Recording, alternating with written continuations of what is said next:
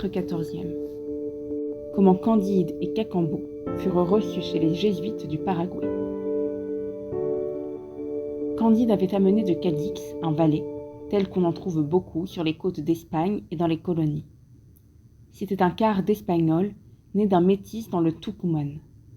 Il avait été enfant de chœur, sacristain, matelot, moine, facteur, soldat, laquais. Il s'appelait Cacambo et aimait fort son maître parce que son maître était un fort bon homme. Il sella au plus vite les 2 chevaux andalous. « Allons, mon maître, suivons le conseil de la vieille, partons et courons sans regarder derrière nous. » Candide versa des larmes. « Oh, ma chère Cunégonde, faut-il vous abandonner dans le temps que monsieur le gouverneur va faire nos noces? Cunégonde amenée de si loin, que deviendrez-vous? » « Elle deviendra ce qu'elle pourra, » dit Cacambo. « Les femmes ne sont jamais embarrassées d'elle. Dieu y pourvoit. Courons. »« Où me mènes-tu? Où allons-nous? Que ferons-nous sans Cunégonde ?» disait Candide. « Par Saint-Jacques de Compostelle, » dit Cacambo. « Vous alliez faire la guerre aux jésuites. Allons la faire pour eux. Je sais assez les chemins. Je vous mènerai dans leur royaume. Ils seront charmés d'avoir un capitaine qui fasse l'exercice à la Bulgare. Vous ferez une fortune prodigieuse. Quand on n'a pas son compte dans un monde, on le trouve dans un autre. C'est un très grand plaisir de voir et de faire des choses nouvelles. »« Tu as donc été déjà dans le Paraguay ?» dit Candide. « Et vraiment oui, » dit Cacambo. « J'ai été cuistre dans le collège de l'Assomption et je connais le gouvernement de Los Padres comme je connais les rues de Cadix. C'est une chose admirable que ce gouvernement. Le royaume a déjà plus de 300 lieues de diamètre. Il est divisé en 30 provinces. Los Padres y ont tout, et les peuples, rien. C'est le chef-d'œuvre de la raison et de la justice. Pour moi, je ne vois rien de si divin que Los Padres, qui font ici la guerre au roi d'Espagne et au roi de Portugal, et qui, en Europe, confessent ces rois, qui tuent des Espagnols ici, et qui, à Madrid, les envoient au ciel. Cela me ravit. Avançons. Vous allez être le plus heureux de tous les hommes. Quel plaisir auront Los Padres quand ils sauront qu'il leur vient un capitaine qui sait l'exercice bulgare. » Dès qu'ils furent arrivés à la première barrière, Cacambo dit à la garde avancée qu'un capitaine demandait à parler à Monseigneur le commandant.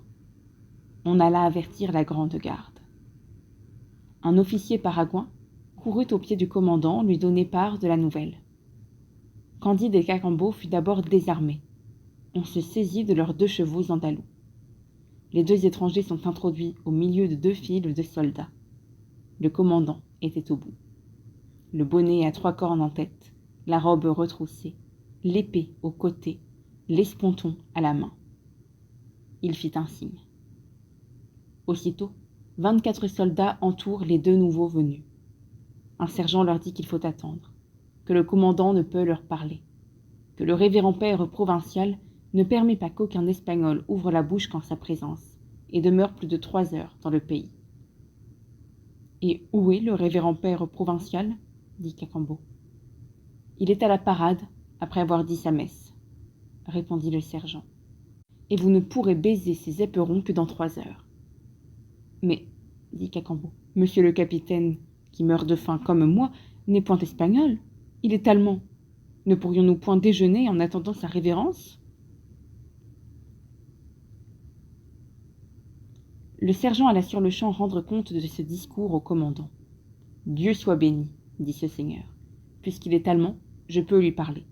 Qu'on le mène dans ma feuillée. » Aussitôt, on conduit Candide dans un cabinet de verdure, orné d'une très jolie colonnade de marbre vert et or, et de treillages qui renfermaient des perroquets, des colibris, des oiseaux-mouches, des pintades et tous les oiseaux les plus rares.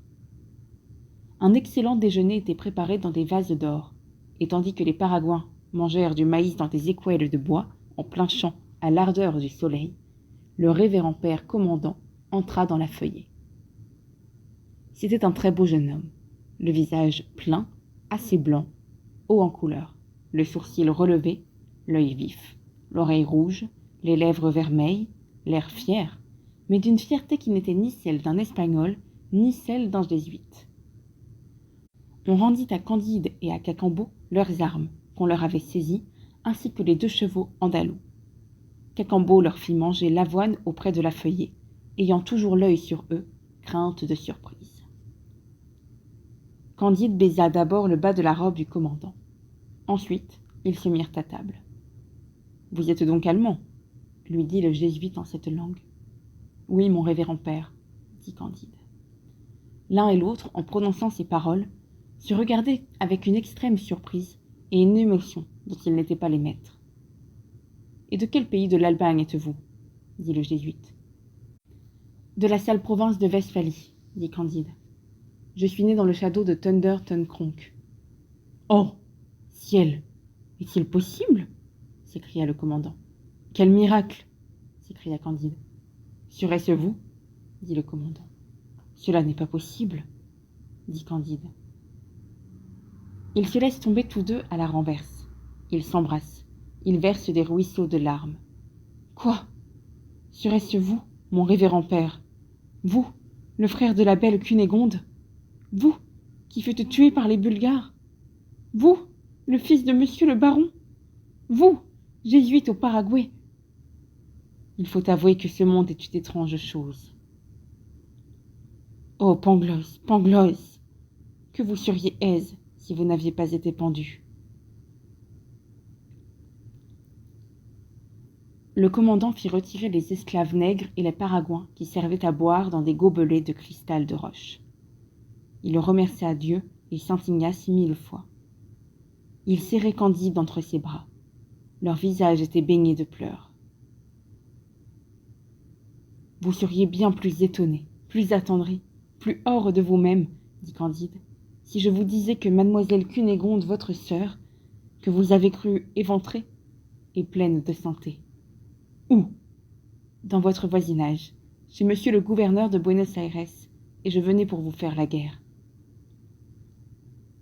Chaque mot qu'ils prononcèrent dans ces longues conversations accumulait prodige sur prodige. Leur âme tout entière volée sur leur langue, était attentive dans leurs oreilles et étincelante dans leurs yeux. Comme ils étaient allemands, ils tinrent table longtemps, en attendant le révérend père provincial. Et le commandant parla ainsi à son cher Candide.